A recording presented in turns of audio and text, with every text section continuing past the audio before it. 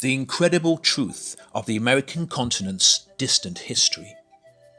The ancient Indian Puranas describe that in a former age, the powerful mystic Maya Danava came to Earth from another realm. After first being based in India, he and his followers went to Patal, otherwise known as South America. Note Sanskrit words can sometimes have multiple meanings. For example, Patala Loka can refer to another planet, an underground realm, or a place on Earth which has good access to them. Anyway, in Patala Loka, Maya Danava built opulent cities, underground, on the Earth's surface, and 3 floating high in the atmosphere. Later they were all destroyed.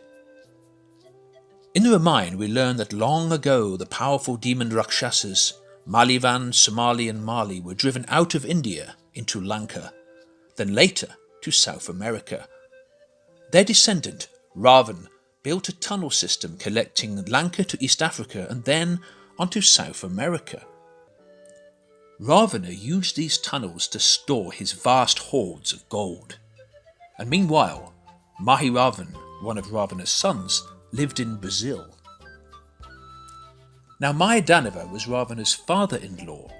He had previously learnt the full version of the Surya Siddhanta from the sun god. This scripture represents a materialistic and practical approach to cosmography and astronomy. Maya Danava is most known for his architectural skills. He was granted them by way of his penance in the Himalayas. Now let's move forward many thousands of years into the Dwapara Yuga. There were ancient waves of migration from Greater India, Asia, to South America, which for the most part did not actually go via the Bering Strait, but across the Pacific Ocean. These peoples, influenced by Maya Danava, had a good understanding of longitude, enhancing their naval navigational skills, enough to reach the Americas. Consider this evidence. If you follow the route between India and South America via land, there are no huge stone structures, whereas crossing Southeast Asia, islands in Polynesia, the Pacific and finally in South America, you find a trail of great ancient monuments with similar styles. On Easter Island there are hieroglyphs the same as on the Mohenjo-daro as in the Indus Valley, and Hawaiian petroglyphs the same as Harappan seals also from the Indus Valley region. Cultural evidence for the Pacific route includes the word for sweet potato. In Peruvian it is kumara, and it's the same in Polynesia, New Zealand and Easter Island. Many Indians believe that the multi-headed serpent Kalia fled to a cave that's accessible from Fiji. So when did this migration happen? Note that Carosupe in North Peru includes many ancient settlements. The Casma and Sheshin valleys were clearly occupied around 4500 BCE. Seshin Bajo is a large architectural site there with ruins dating from 3500 BCE. The Mayans of Central America were also descendants of people originally from India and Southeast Asia. They were advanced astrologers, and these skills enabled them to create the Maya calendar. Their calendar goes back to 3114 BCE, which was around the time of the Mahabharat War in India. They may well have arrived in the Americas shortly after that devastating event.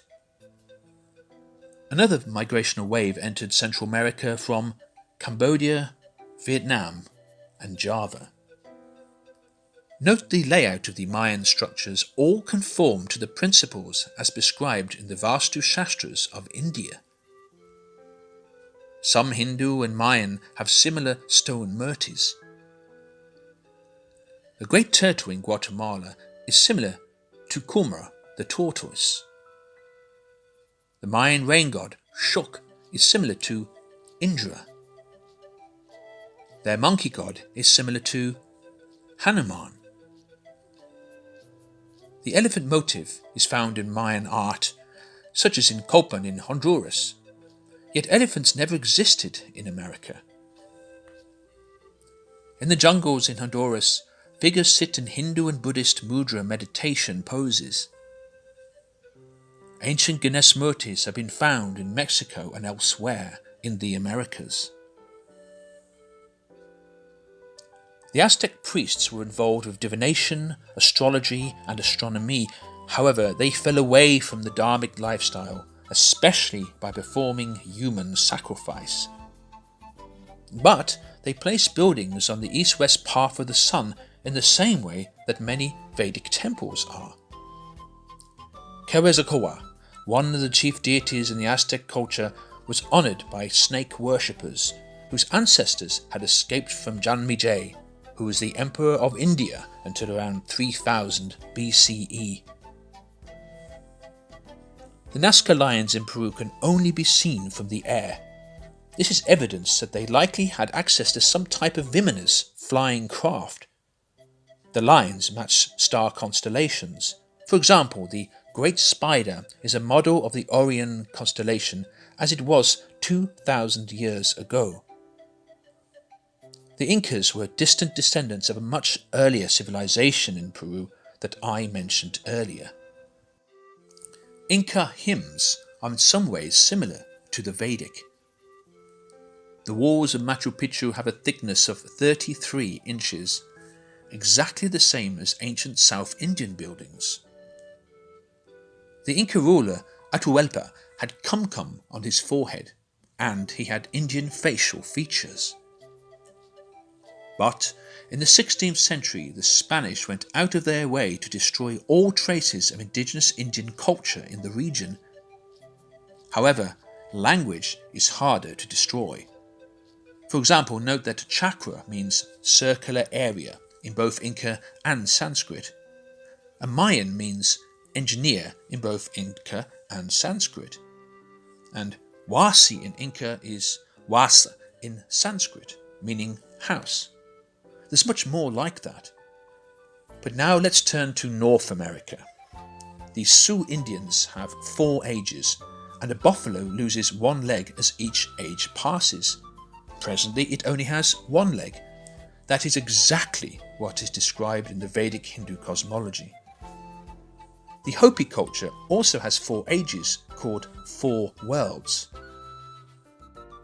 Navajo cosmography is very similar to what you find in the Bhagavad Purana's 5th canto.